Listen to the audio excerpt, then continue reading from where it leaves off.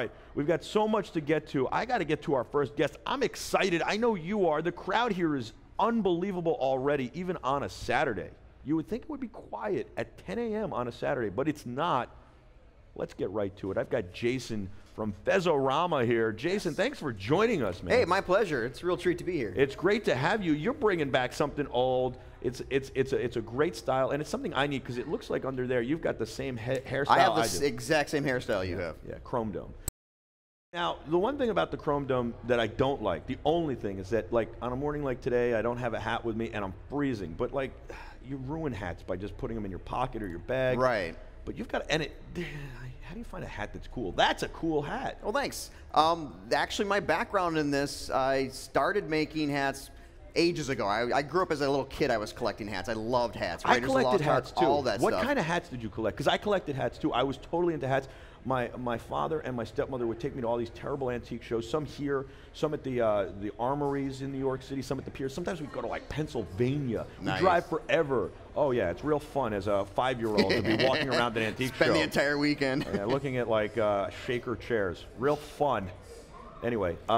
I have the classic northeastern fisherman's hat, that waxed cotton one. Sure. My brother brought back because he went to BU for school. Wow. And I've got Australian Outback hat. I've got fedoras and bowlers and That's top pretty cool. hats. So I got into it because we'd walk around these shows bored out of my gourd.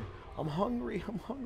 I want to go. And they'd say, hey, why don't you look for hats? And some people had like these hats. So I'd get like army helmets, and Nice. I wanted the gas masks. I wanted those like Vietnam era fighter pilot helmets. Yeah. But this stuff was like 200 years old, so I didn't find any of that. But I got some leather fighting helmets, fencing masks, old fire hats, like leather ones from back in like the 1890s.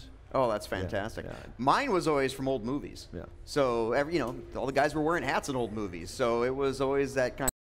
A Jew, kid. Yeah, exactly. So I had to have a Bogart fedora and Indiana Jones style and all the different hats from back in the day. Do you like the Indiana Jones one? Because I feel like the Indiana Jones one, every time you wear it, somebody has got to make an Indiana Jones crack, and I'm like, yeah, I'm not wearing this so hat. I had one. I mean, I was pretty young when I got that one, but yeah, and it was also right around the same time that like Duran Duran broke, and they were wearing a different style of hat, but kids don't make that delineation, so. Meanwhile, I saw on TMZ last night that, yeah, I do go to TMZ. I got to be up on pop culture, okay? Yeah. I saw Marilyn Manson, who looks nothing like he used to. No. He put on a lot of weight, by the way. What happened to that guy who was like, like 100 pounds soaking wet at 6'5"? Anyway, he was wearing an Indiana Jones fedora, and it just looks so ridiculous because he's got the pale white makeup on and the eyeliner still. Yep.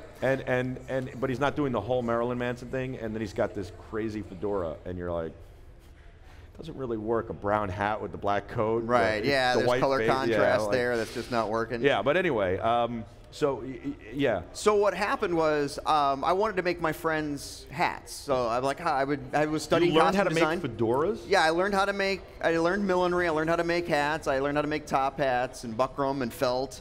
And I wanted to make my friends some hats. But I knew if I made them like a top hat or a felt hat, they would just destroy it. So I had to come up with a way, like, how could I make a hat that my friends could wear and not ruin? And you also wanted to look like you were at Budapest Hotel. Exactly. Yeah. And you see these in old movies. Like you'd see Fez in an old movie, and they were like the bad guys were wearing them, or they were in the movie just to make it more exotic and mysterious. Sure. So, and I always thought they were kind of fun. So they are cool. Now, do you put a tassel on every one? Well, the way I designed them is I actually have an eyelet, and the tassels can be removed from them. So Very we can swap the tassels out. So if you don't want a tassel, it's really easy to remove it. And the other really nice thing about these is that we can fold them up, so they're designed to be tucked away. So I mean, that's what I like. You don't have to have it on all the time. So I can just fold it up, shove it in a pocket. Well, because I actually like the way my head looks. So I don't want to wear a hat unless I have to wear a hat. Right. Now. And I only have to wear a hat when it's cold. Like I could have really used it this morning if it was in my bag. It would have been great. So let's show a couple of these. Yeah. I think that they're really nicely made. Are they still made by hand?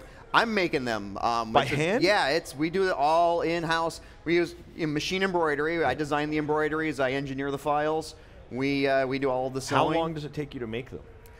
We've gotten really effective. So I do a couple thousand of them a year myself. Wow. So and they're really like well made, I can tell. Yeah, they're fully lined. And I like that they're, you know, the other thing about them, here, show that off on the product cam. There we go. So Yeah. let's see if I can catch some light in there. There we go. Okay. And they're like nice and like sturdy and good quality material, but they seem warm. They're warm. So what happened was, say about 16, 17 years ago, I had cancer right after I got out of design school. And so I grew a real appreciation for a comfortable hat because I had no hair at the time. And that's when I made that first batch for my friends as a Christmas gift. I had no money, so I was making all my Christmas presents. And so the way it feels, how comfortable, is it warm, that really mattered to me at the time. Do you do custom made? Like if we wanted to get BeTerrific hats, yes. Could you do that? Yeah, I do customs for groups. I'll do them for bands. Wow. I mean, there's time involved to design the embroidery and test the embroidery. Money. Right. Yeah. So I can't just do like one. I mean, I can do one-offs, but you're paying for it. But for groups, yeah, I'll do customs for groups. When it's a one-off, it's a prototype basically. It's basically like so you're paying for all of the embroidery, engineering, and then a Fez. Yeah. So to avoid sticker shock, I usually tell people like 13 minimum.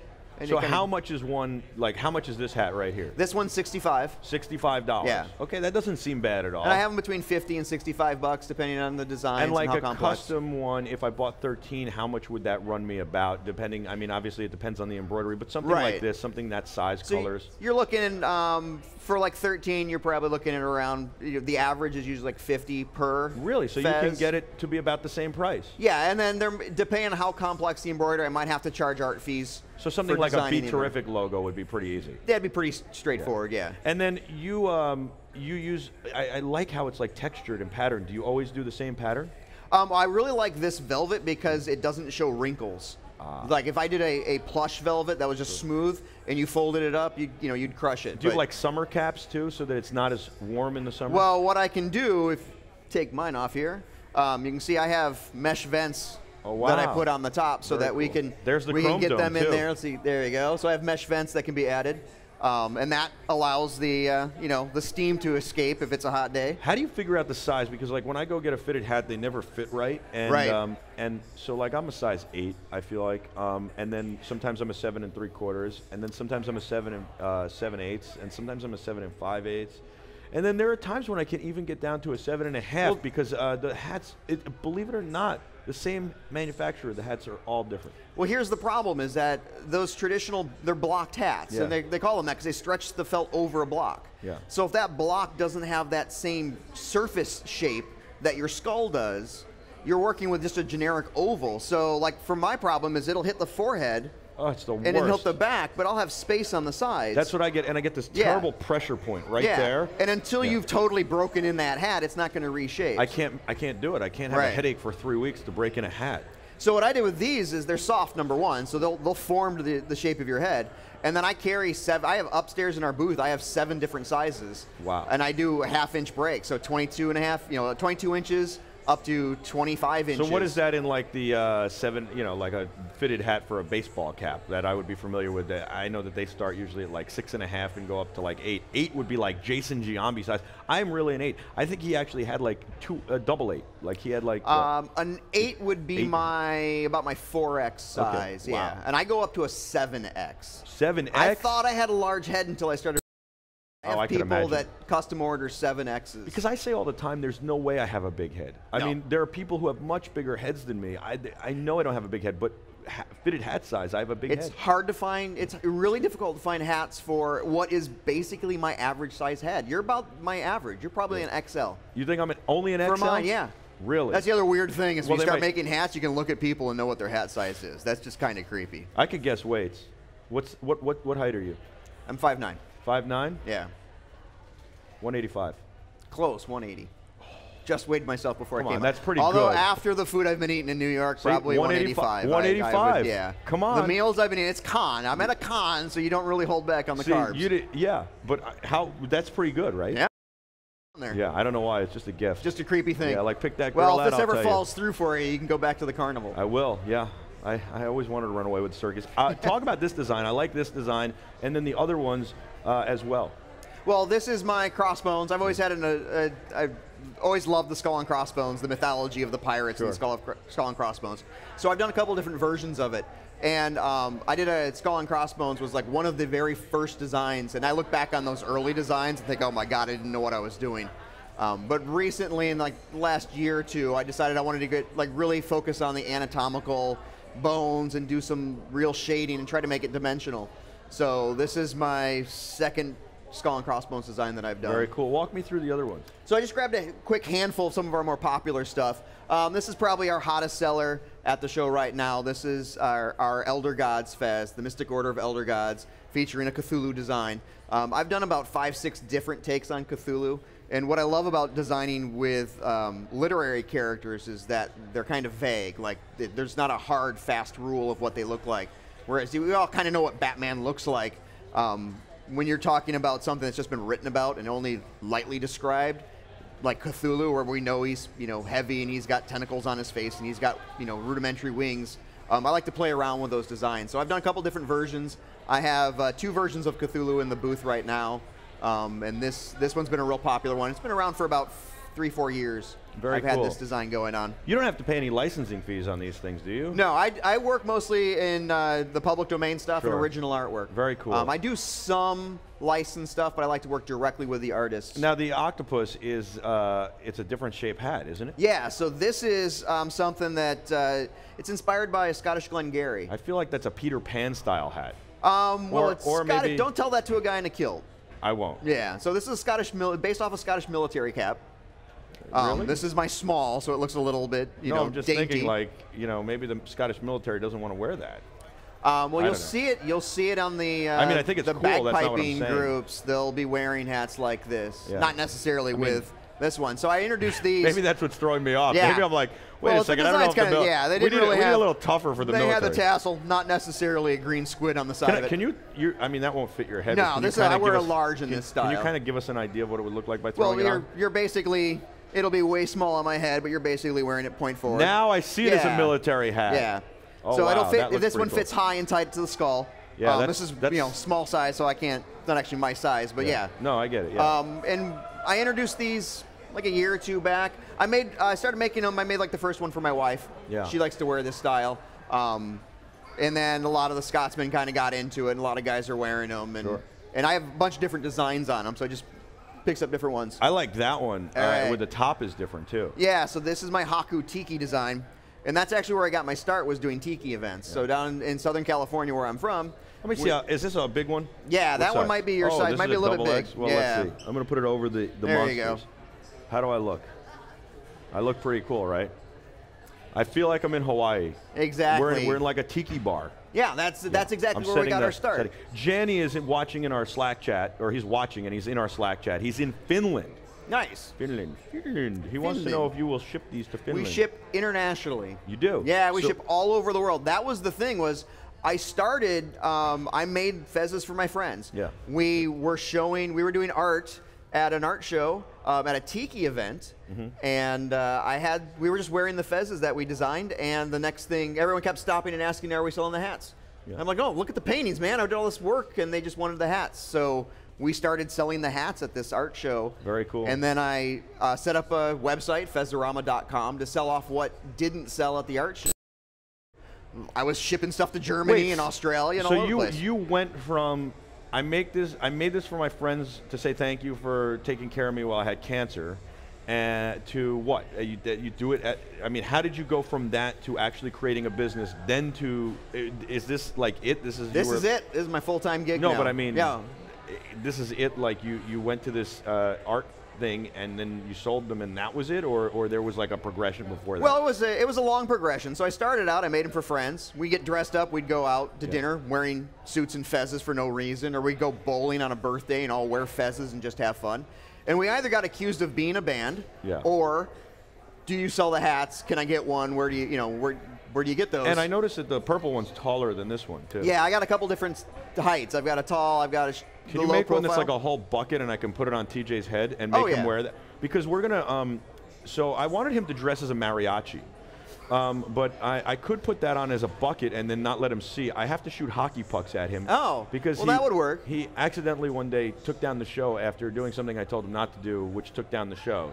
We do this daily. We do a live show out of our studio. He took it down. So TJ is getting 20 shots from hockey pucks. Now, I know how to play, so it's not going to be fun.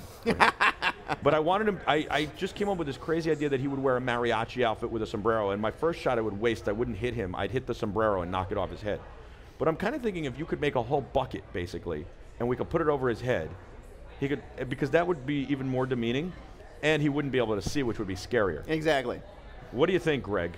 Gee whiz, do you like that idea? We can do that. I think the Terrifics like it. Yeah, we can do that. I think the Terrifics definitely like it. Let me see. We're going to find out. We should definitely make one of those. Okay, so you do different heights and stuff. Yeah, so this is the tall one here. This is more of the traditional height, Sure. like what we're used to seeing I like Shriners. that height. I actually think I like it shorter. Like Yeah, I like that so height and stuff. the problem with the tall one, I noticed that I hit the door jamb going into my car, so I had to get the close to the skull model so I could fit in my car. It's funny you say that because I was thinking like I'm really short and I never walk into things, but if I wore that tall one, I might walk into things. Now, how low do you wear it on your head? Like, do you push it all the way down? Yeah, if you're pushing down, you're actually pushing against the Okay. top of my head right now. So this one's cut right off at the top of my head. Fez-o-rama.com? Yep. Really? Very cool. You're from California. Yeah, we're out of Southern California. I live in Long Beach, California. Wow. Do you ever surf with one on? No, I have not surfed. I have snowboarded. You've snowboarded with one on. Yes. That's pretty good. Do you have one that covers the ears, though, for snowboarding? I was working that up, and then I realized that I'm too old to be snowboarding without actual protective equipment. Yeah, that's true. And then I switched you over really to the gotta helmet. switch to helmets. Actually, what I noticed was it's the padded drawers that they make. Like Yeah. that was. Well, after 35, you're suddenly a little bit more concerned about It's funny you mention it bouncing. because not the last time I went snowboarding, but the time that I went snowboarding and I was like, everybody's wearing I hadn't gone in like 2 or 3 years. And I'm like, everybody's wearing a helmet. What's wrong with all these people? Then I took a nasty spill on the way down, and I'm like, wait a second, there's something to this. And I went in and bought a helmet. I was like, I don't really, want to be Michael Kennedy. Yeah. Well, once you start going off of tricking off of terrain, you suddenly realize that if I'm going to try to ride this rail, I probably should have some body armor on. Yeah. Exactly. So as cool as that is, or any hat I used to rock snowboarding, I do wear a helmet now. I think safety first. But these are good for the after.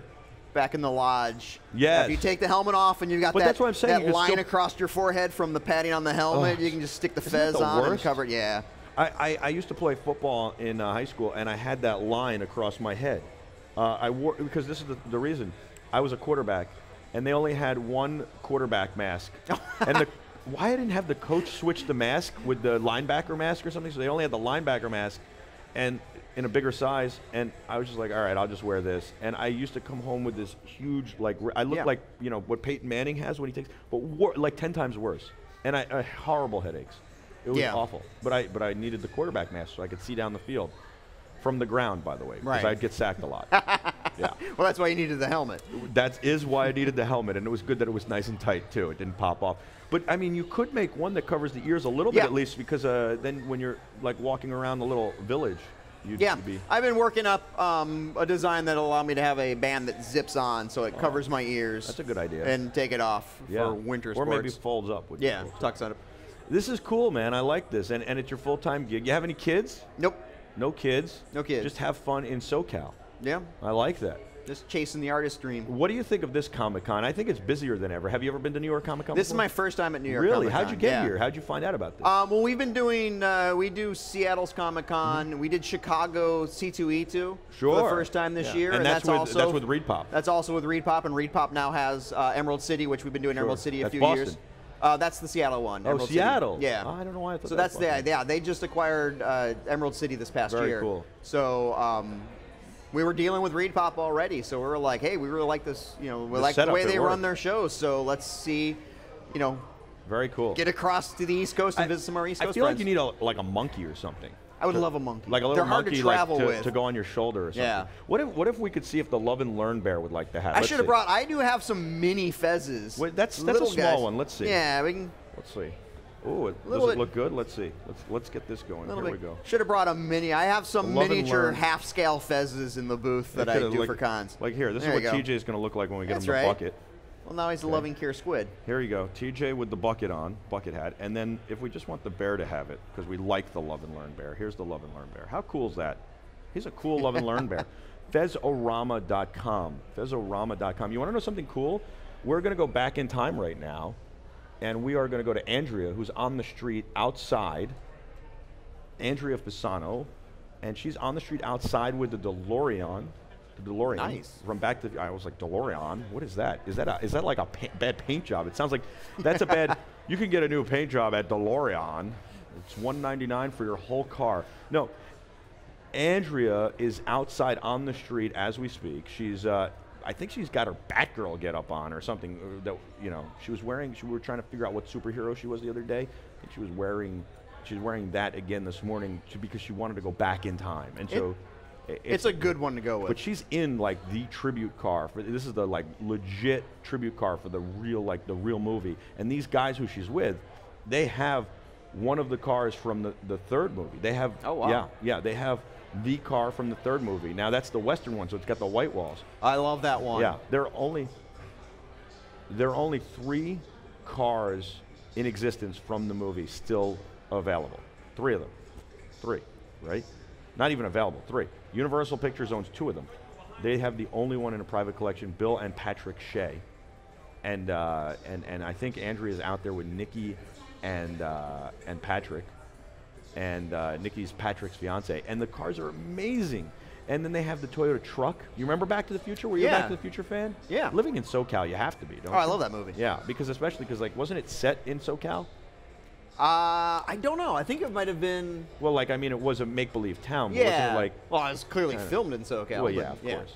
And then there's Teen Wolf, which was SoCal as well, which was another great Michael J. Fox movie where it's surfing on the van, and he turns into the werewolf. That's my childhood, man. I saw all those in the theaters. Yeah.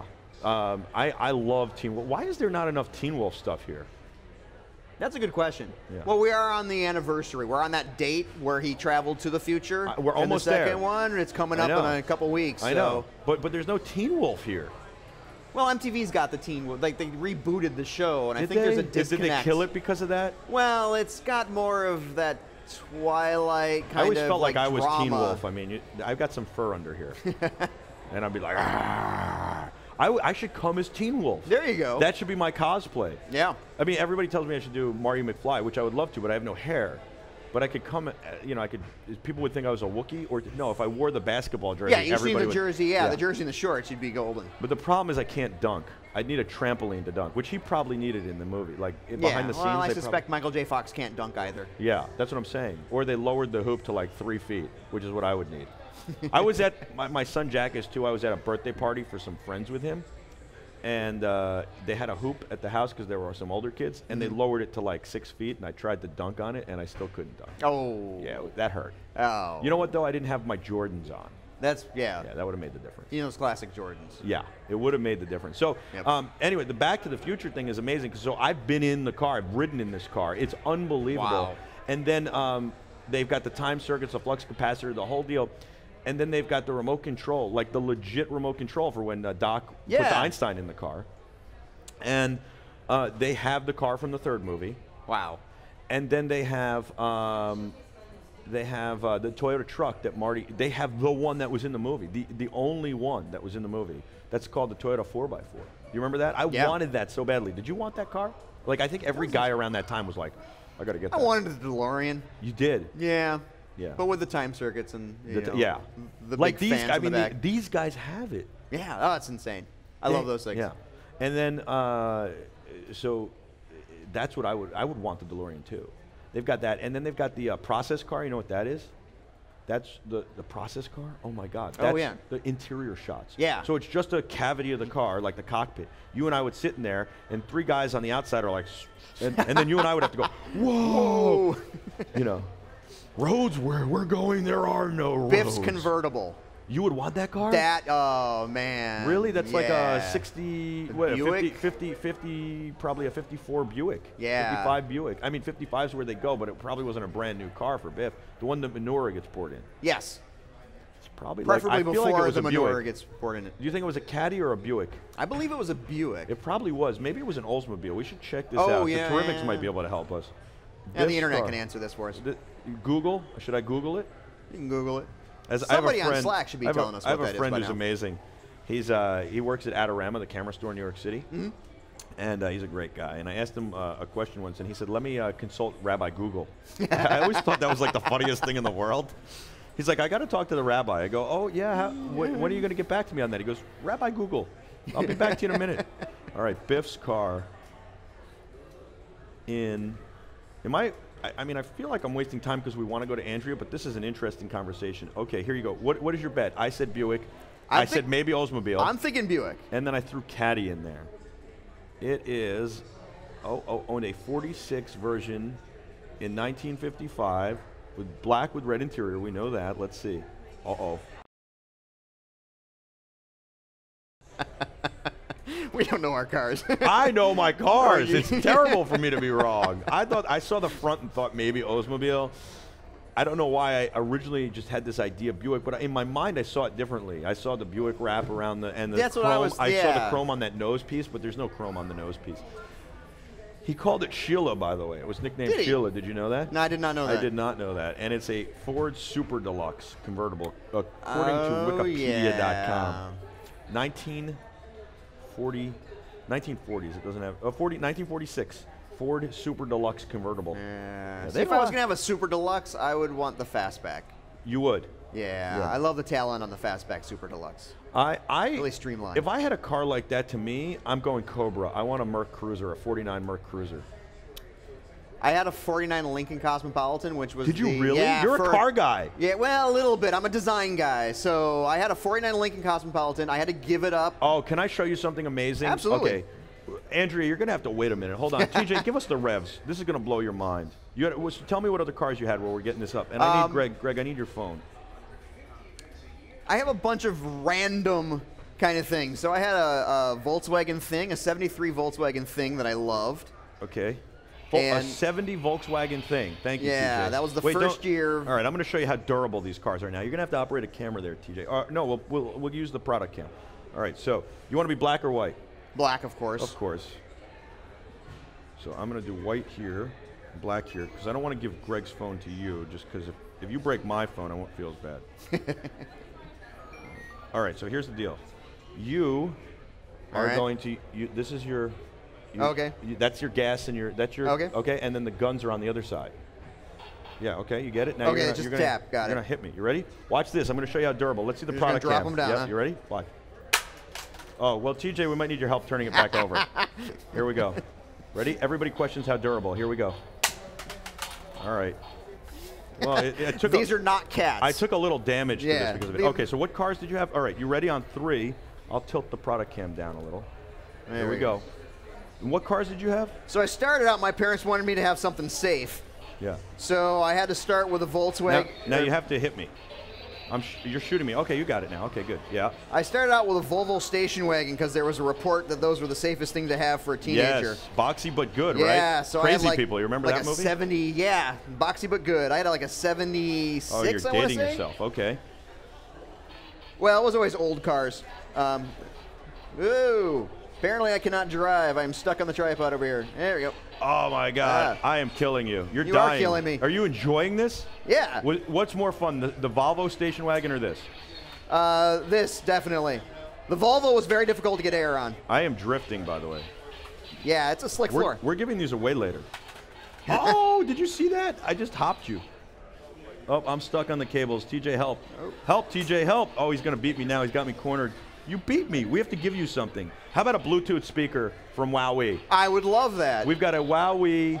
They're called the Groove speakers, and they're huge. They're big sound in a little box. That would be fantastic. Exactly what I need. Yes. All right. I'll tell you what. We're going to go to Andrea right now. Go to Fez-o-rama.com. Thank you for joining us. Fez-o-rama.com. We're going to give you the big Groove from Wowee. These are the Wowee revs. Go to Target.com. Go to Amazon to get them. They're unbelievable. We love you. You're the Terrifics. Andrea, you're amazing. Take it away.